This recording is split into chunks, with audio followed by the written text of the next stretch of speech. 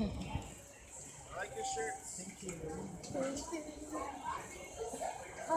ー、入ってきた。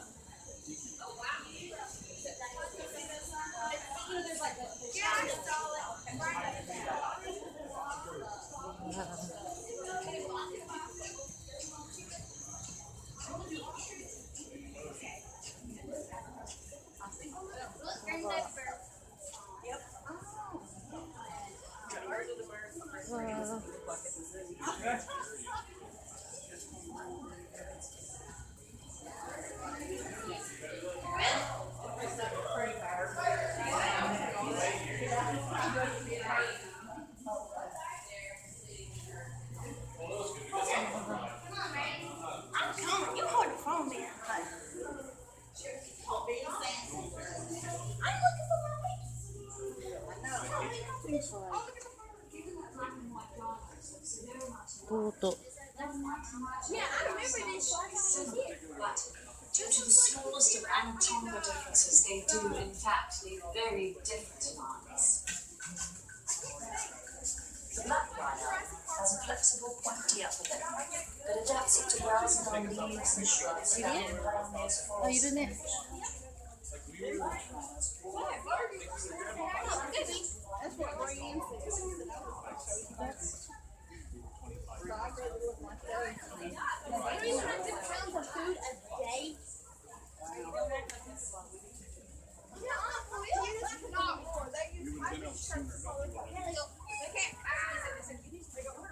You know, if you guys watch Animal Kingdom and stuff, y'all see all this stuff. I did a cheetah project in like the 3rd grade. I did an animal a day. That's like all day. Oh, well, I am.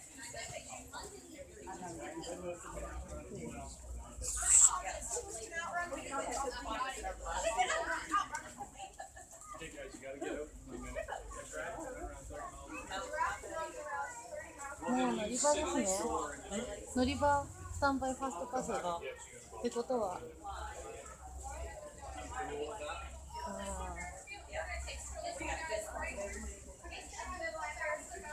あ、来ました。乗ってる。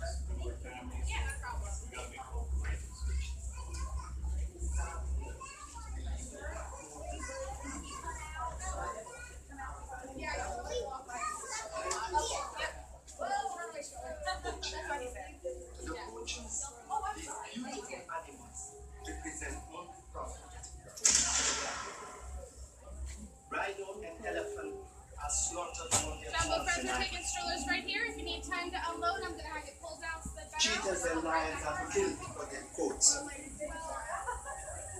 And antelope and gazelle are trapped in snares. Their meat illegally sold. It is my job to protect all the animals of this reserve. That is why I ask all of you to please join us in our battle against poaching.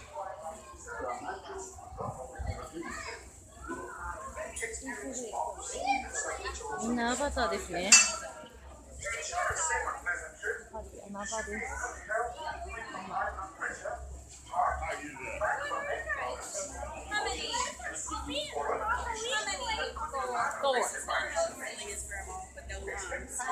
So it's not how it normally is.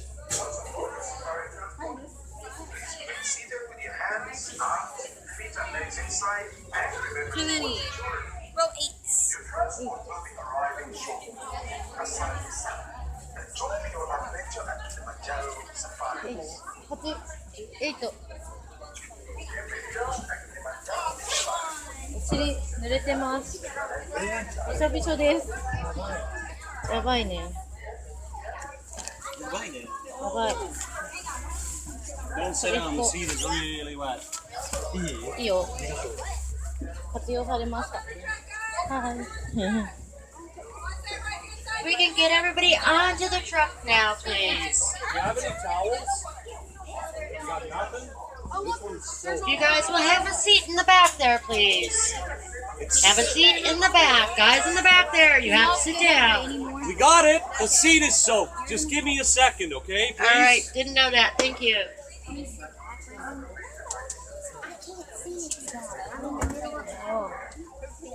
ことがあるんですね。This is all the root chicken.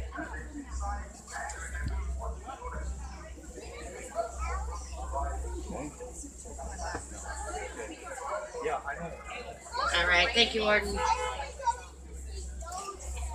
All right, Jumbo, everyone. Good morning. My name is Luann. I'll be your safari guide today in the Promenade Wildlife Reserve. Now, before we head on out, if you look overhead, you'll see an animal spotting guide there that'll help you identify some of the animals we have to see out there today. We're not going to see all of them, but hopefully most of them. They do want to remain seated at all times. We are traveling over very rough terrain. That includes both when the vehicle is moving and when the vehicle is stopped. It is for your safety as well as the safety of those around you.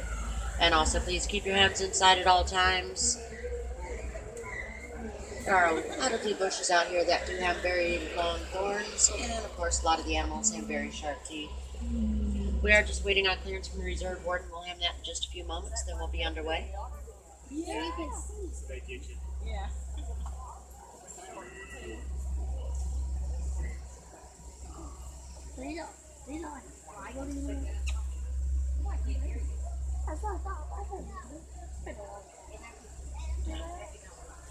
Well, that's what's out there. They kind of roam around, so we might not see all this like deer. All right, we've got clearance to head on out to Twin Day. Let's go.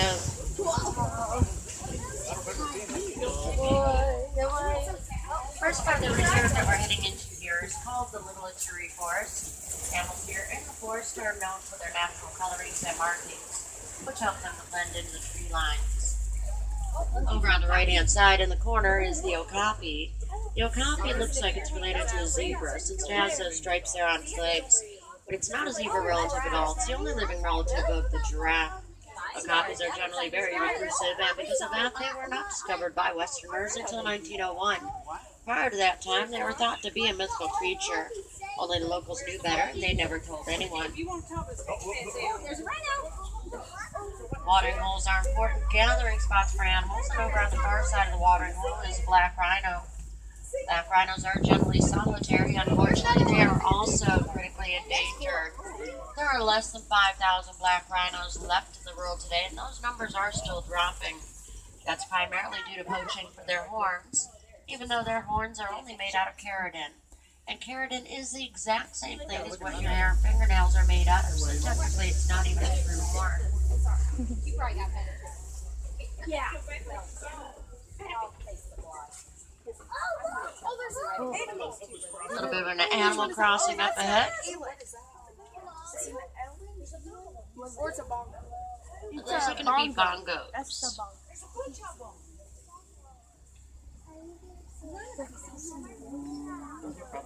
Bongos do generally stay in very dense vegetation where they blend in very well with their surroundings. And because they blend in so well, it can be so difficult to see that they burn themselves the nickname that goes to the forest. With bongos, both the males and females do have those horns, which enable them to duck into some very thick, very tangled underbrush very quickly, without also entangling themselves. A juvenile bongo there. There's also a baby bongo. That's going to be towards the rear of this whole group.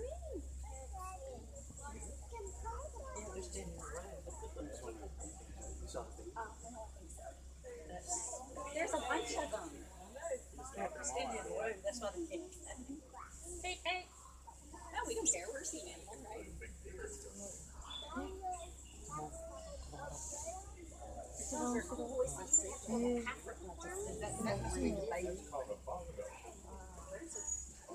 Alright, baby bongo should be coming around this bamboo in just a few moments. What are they called? What's their name? Are they bongos? There we go, little baby bongo. And also, the lighter colored species there is the greater kudu. Those are female kudus there, and I can tell that because in this species, females do not have horns, only the males do. But it's also only females that gather in small groups. Males are solitary.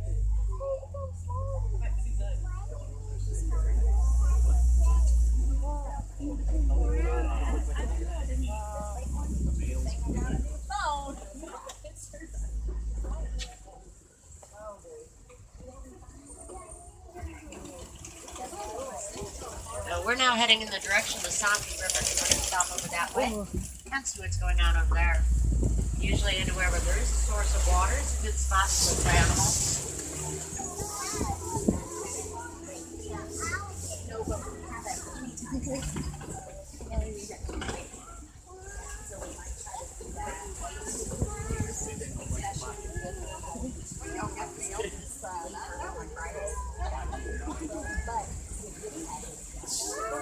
See a big shape in the water over by that tree trunk. That is a hippo there. And more hippos in the water over on the left. Hippos are amongst the largest and they're the most dangerous animal in Africa.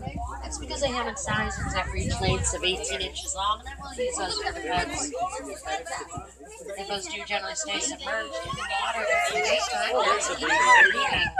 They're a nocturnal species. So at nighttime, they also come out on the banks and graves. If you guys notice that little baby hippo over there.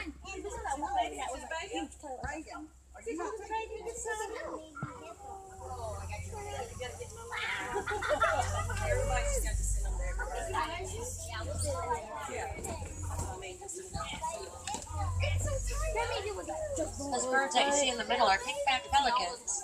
They're only female during mating season, though, and they do nest in some rather large colonies, anywhere from about 20 pairs all the way up to about 500 pairs. More hippos in the water right there. Even though hippos spend the majority of their life in the water, they don't seem to like to swim. Instead, they prefer to just walk along the bottom. Because of that, they're also known as river horses. They can hold their breath under the water for about 8 minutes at a time. Well, whatever. You all know it better than mommy. Right over on the banks there, right beneath us, is the Nile Crocodile. The Nile Crocodile is the largest crocodilian species in Africa. They can reach lengths of up to 20 feet long. Quite a few crocs out on the banks already, but also quite a few crocs there in the water. A lot of times when they are in the water, all you see at the surface is just the eyes and the nose sticking up. But they can also stay fully submerged underwater for hours at a time.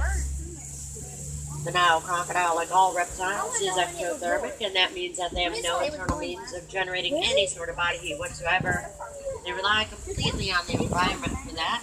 That's why they are frequently found sunning themselves on the banks of waters during the daytime. It's just in order to warm up some. Right up ahead on the right is one of the more unique trees found out on the reserve. It's called a baobab tree. It's also known as an upside-down tree because it looks like it has its roots coming right out the top. But it's actually just leafless right now, and it'll remain that way for about 9 months out of the year in order to conserve water.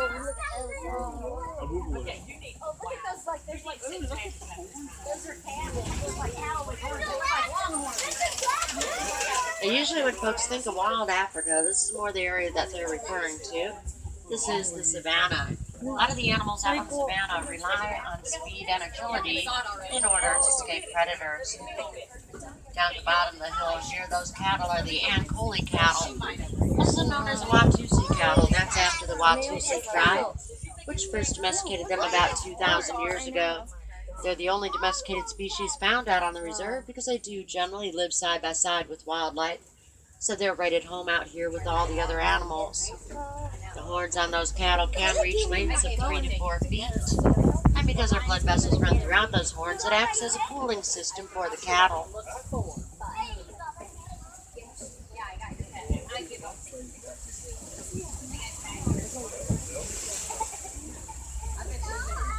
That's a pack of African wild dogs here on the left, also known as the African painted dogs.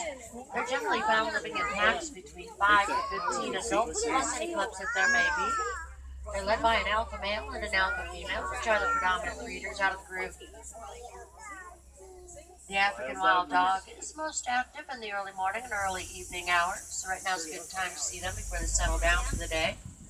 They're considered the most successful hunters out in the savannah. They've got a success rate that far exceeds that of any big cat even because they hunt as such an organized pack. Their pack is very important to them though. They're one of the few species that will care for any sick or injured members of their pack.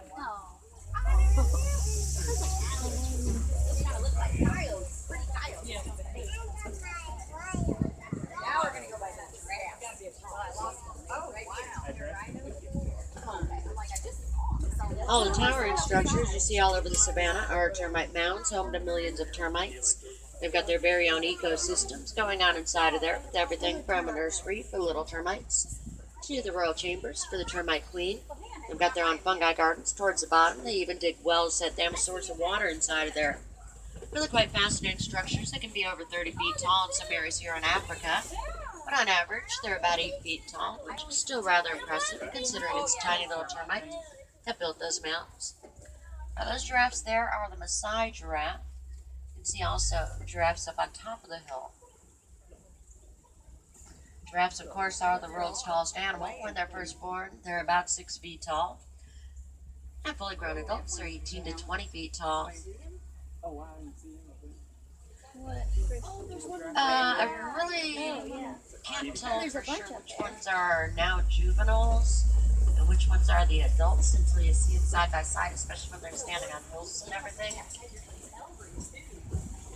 If I'm not mistaken, the ones right up ahead should be 2 males, in which case these are both juveniles.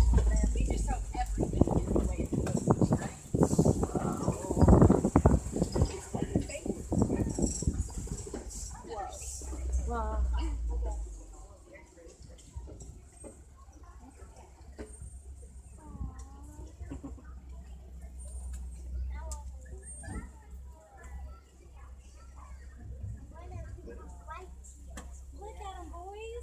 If you notice the way they're sort of using their neck to push each other away, they are getting to be about that age where they're going to figure out which one of them is going to be dominant over the females. So that is a little bit of a dominance display. They're fighting. A little bit of play fighting. Oh,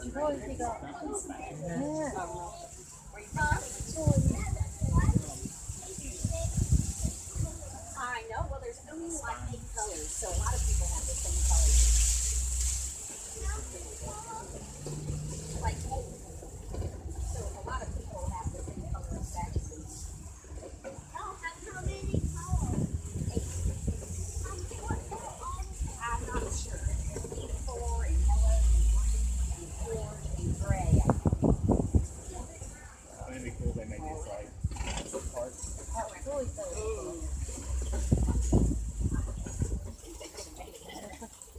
사료가 이래.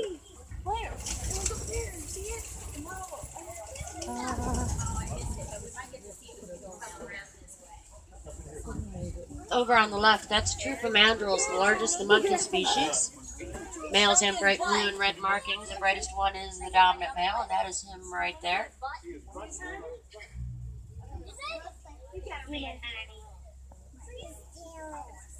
Now, even though mandrills can live in troops of up to 100 individuals, in general, they can be a very shy species. Even amongst themselves, they can be somewhat shy.